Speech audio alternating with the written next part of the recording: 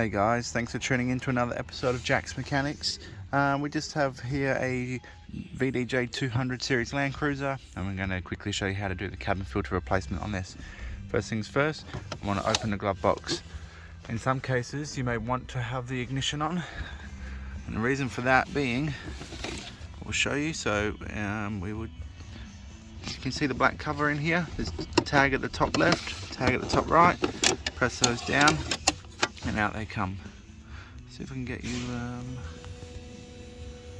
and that shows the the cabin filter in there.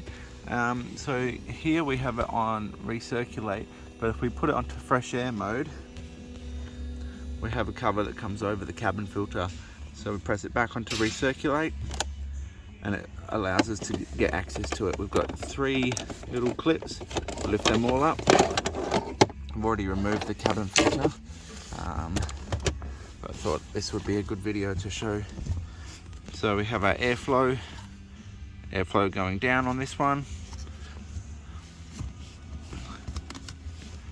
We'll pop our filter in.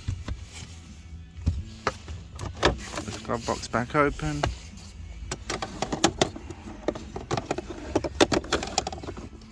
Slide that back in there, all the way to the back. And it sort of sits down, and then you just want to pop it down.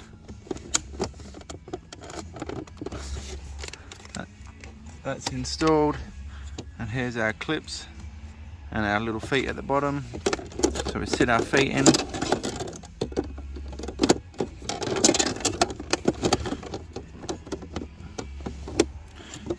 push our clips in.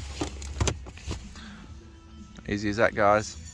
Thanks for following me. If this helped you out in any way, please consider subscribing to the channel or liking the video, and we'll catch you in the next one. Take care.